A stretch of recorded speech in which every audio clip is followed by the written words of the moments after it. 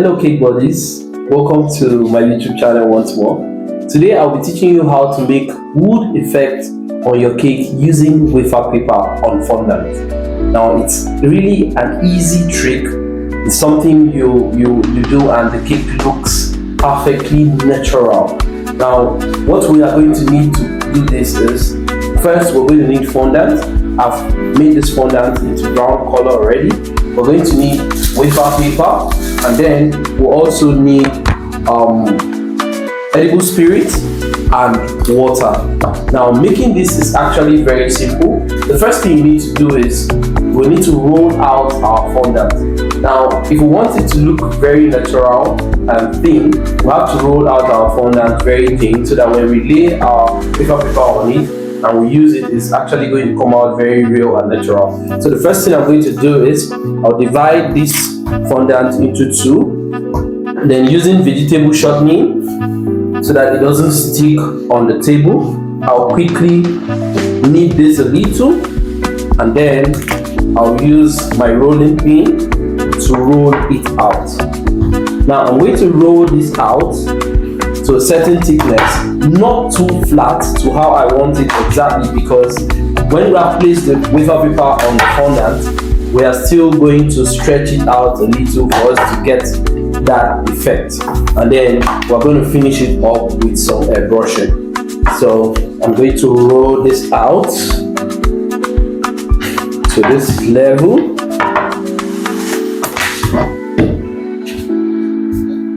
I think at this point this is okay.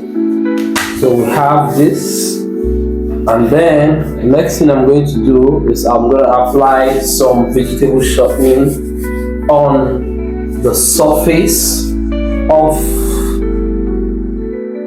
the fondant. Apply some vegetable shortening on the surface of the fondant. This helps to make the wafer paper stick properly on the fondant. So with this, I'm going to get my wafer paper. Now when I'm using the wafer paper, I'm going to use the shiny side because it sticks easily.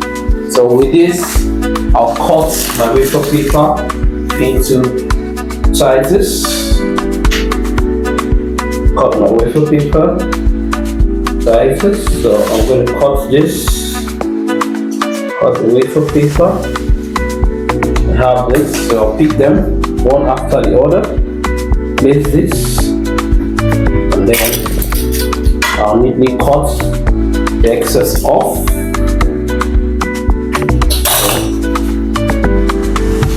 Set this with water, and then I'll apply it to the surface of the wafer paper. So we're going to apply this to the surface of the wafer paper. So we're wetting the wafer paper with this. I'll do same for these two.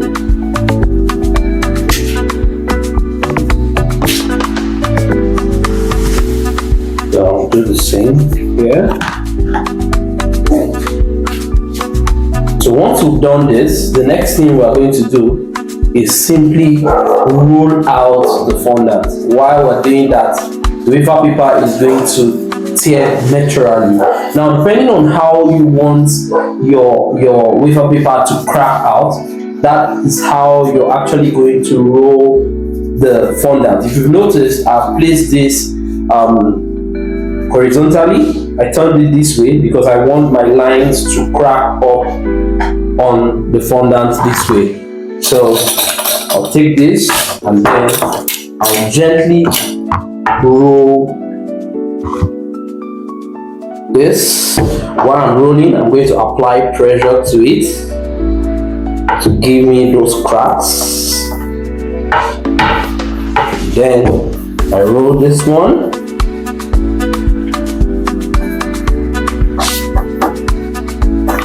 I do the same with this.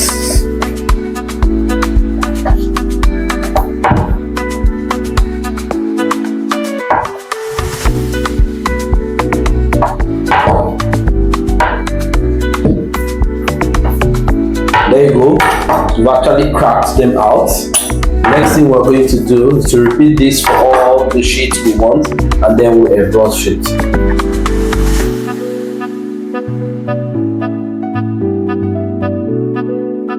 Okay, so I've done the same thing for all the fondants that I've rolled out. So right now, I just want to give it that natural look. So I'm going to do a little of airbrushing on each of the pieces I have here. And I'll let them dry out. When they're dried, I can just crack them up and then use them on the cake, just like the natural wood that you can use on your design. So let's do that now. So I'm just going to give it some airbrushing.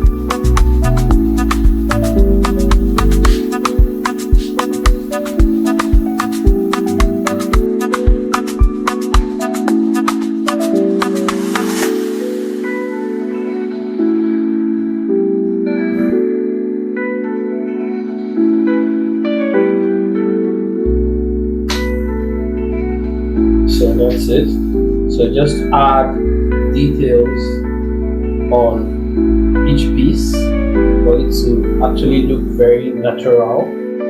Mixture of water and edible spirits that we added on top. We don't want it to get stuck to the fondant completely. We want it to crack up and act as if it's trying to leave the fondant. So that's why we have that perfect effect on it.